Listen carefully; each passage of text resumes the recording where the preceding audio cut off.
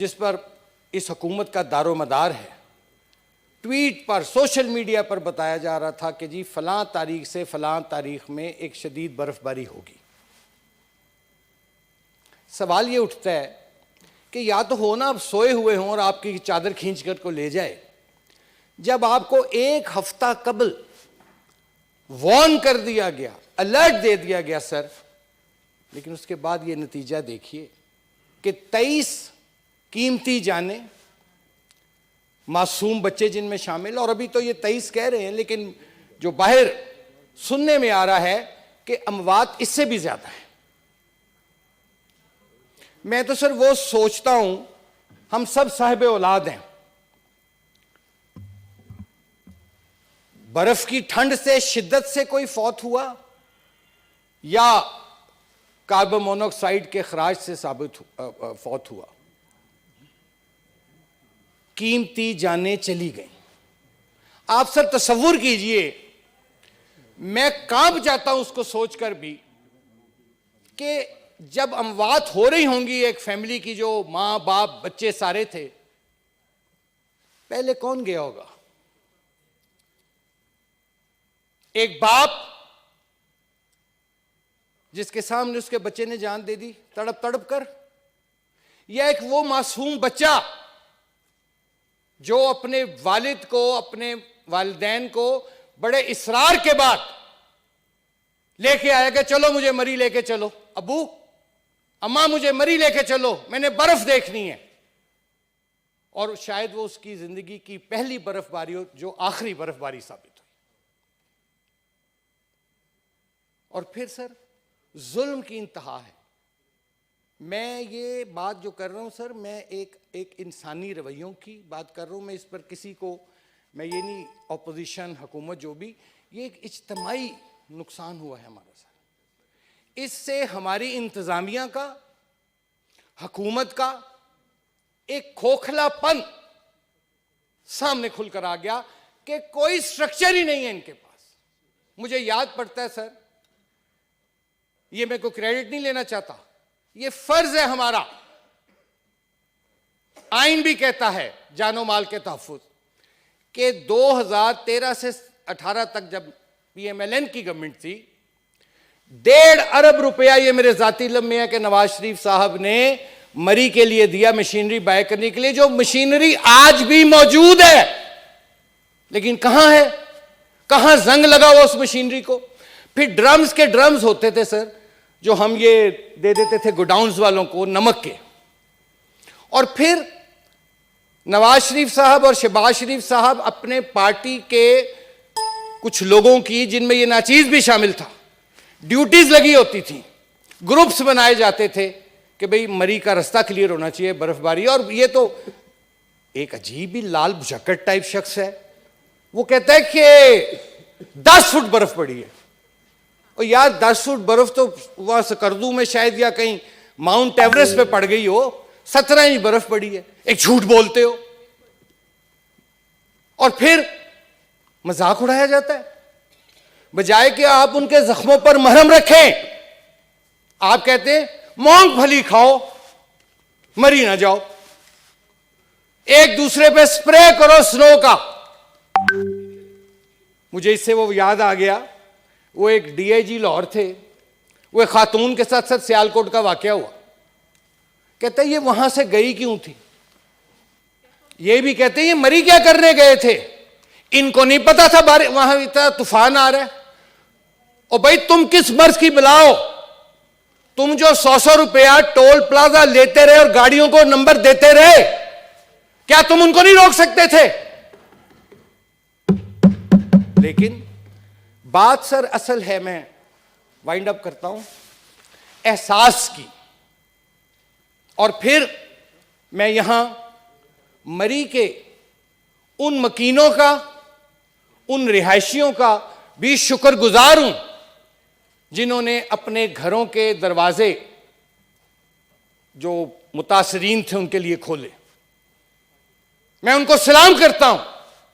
और साथ ही मैं उन बदबख्तों, उन ब्लैकमेलर्स उन बदमाशों की मजम्मत करता हूं कि जिन्होंने 5,000 रुपए कमरे का जो किराया था वो 50-50 हजार वसूल किया। और यहां तक कि मैंने वीडियो पे देखा कि एक शख्स रो रहा, कहता है 40,000 में डील हुई हमारी उससे, मेरे छोटे बच्चे थे, मैं क्या करता? तो मैंने अपनी बीवी का जेवर दिया उनको। यह भी तहकीक करने की जरूरत है कि ये कौन से दरिंदे इस मुआशरे में पैदा हो गए और कैसे हो गए हैं। हम जा कर रहे हैं, सांप गुजर जाता है, हम लकीर पीटते रह जाते हैं। अल्लाह ना करे, अल्लाह ना करे मेरे मुंह में खाक कि कोई और सानेहा हो, लेकिन हम तो ऐसे इंसानी हाथ में फंस गए हैं और कोई प्लानिंग नहीं है, कोई एसओपी नहीं है।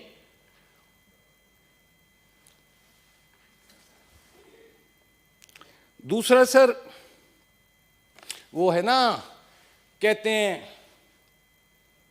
अंधेर नगरी चौपट राज। ये है 4 साल से इस मुल्क में हो रहा। ना जान के तहफ्फुज है, ना माल का तहफ्फुज है। महंगाई, मनी बिल को तो गोली मारे, वो तो गुर्बत, महंगाई, बेरोजगारी इन्होंने लिख दी है हमारे मुकद्दर में। लेकिन आप लोग करा रहे हैं, तड़प रहे हैं, और आप मीटिंगें करते हैं लाहौर में बैठकर, तनीम साजी करते हैं लोकल बॉडीज इलेक्शन की।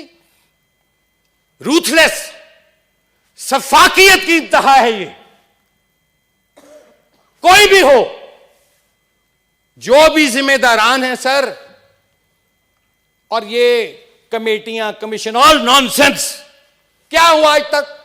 चीनी कमेटी का, आटा चोरी कमेटी का, कौन सी कमेटी का आज तक इस मुल्क में फैसला हुआ है? यहां जजा और सजा का अमल हमें मौके पर असर देना होगा।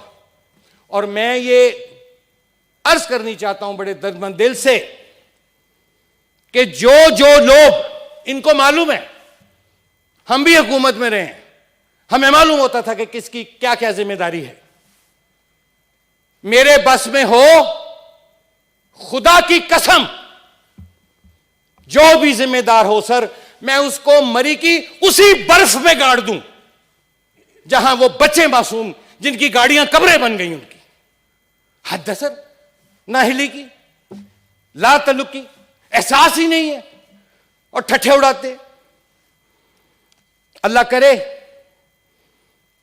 कि इनको भी हिदायत मिले, और अगर ये आ ही गए हैं, अगर ये लाए ही गए हैं, तो खुदा के लिए अपने कंडक्ट को ठीक कीजिए, जिम्मेदारी का एहसास कीजिए। आप अवाम में जाने के काबिल नहीं रहेंगे, ये मेरा चैलेंज है आपको। अपने एतवार बदलना होंगे, अपनी तरजीहात सर बदलना होंगी। क्या इसलिए कायदे आज़म ने यह मुल्क बनाया था